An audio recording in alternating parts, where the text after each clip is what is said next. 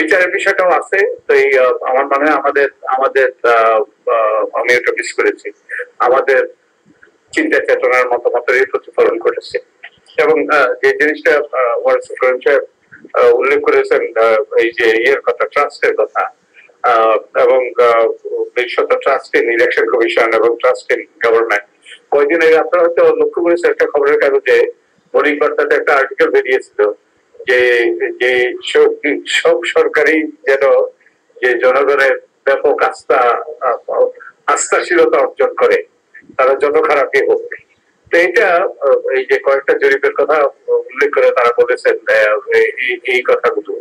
তো তো আমার মনে হয় এটা একটা সীমাবদ্ধতা যে, এবং আকরাম সাহেব বলেছেন যে ইনি আরো ওই যে গবেষণা হয়েছে, গবেষণা হওয়া দরকার, যে আমরা যে জরিপের যেটা পাচ্ছি এটা আমরা যেটা উপলব্ধি করি, আমরা যেটা আমাদের যে ধারণা তার সাথে সঙ্গতিপূর্ণ নয়।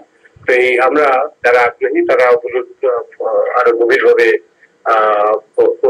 ওই যে আরো সুস্পষ্ট হয়ে জানার জন্য আমাদের গবেষণার গুলো পর্যালোচনা করতে পারেন।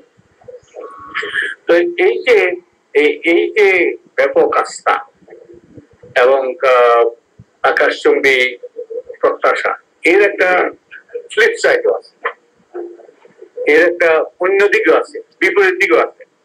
সেটা হলো এক্সপেকটেশন ম্যানেজমেন্ট। তো এক্সপেকটেশন ম্যানেজমেন্টটা ওই যে কিরকম, ওটা আমি জানি না যে এটা তো সেপ্টেম্বরের 9 থেকে 19 তারিখে 19শে সেপ্টেম্বর এই গবেষণাটা করা হয়েছে। এখন যদি আমরা গবেষণাটা করি, এটা যদি রিপিট করি, আমি নিশ্চিত আমাদের ফলাফলটা ভিন্ন হবে। কারণ মানুষের মধ্যে যে আকাশচুম্বী প্রত্যাশার সৃষ্টি হয়েছে, এক্সপেকটেশনটা ম্যানেজ করা কতটুকু দিয়েছে, এবং এক্সপেকটেশনটা ম্যানেজ করাই কিন্তু এই সরকারের জন্য যে সবচেয়ে বড় চ্যালেঞ্জ আমি মনে করি। এক্সপেকটেশন ম্যানেজ করতে হবে দুই ভাবে। একটা হলো যে থ্রু ডেলিভারি, যে মানুষ অনেক কিছু চায়, এগুলো যে মানুষের এই চাওয়াটা পূর্ণ করা।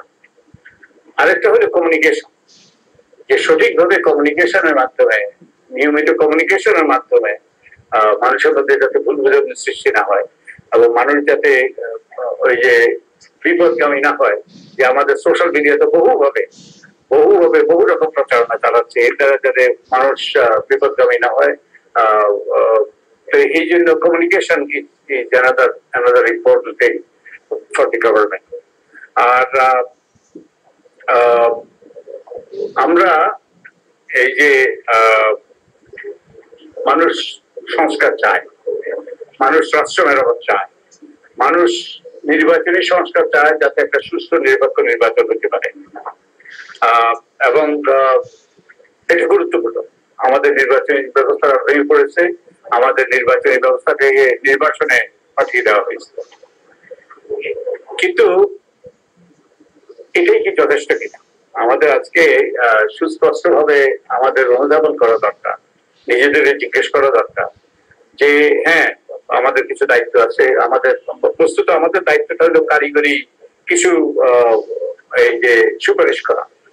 যেমন আমি যেই কমিশনের সাথে যুক্ত, সেই কমিশনের দায়িত্ব হবে যে কিভাবে সুষ্ঠু, নিরপেক্ষ এবং অংশগ্রহণমূলক নির্বাচন নিশ্চিত করা যায়।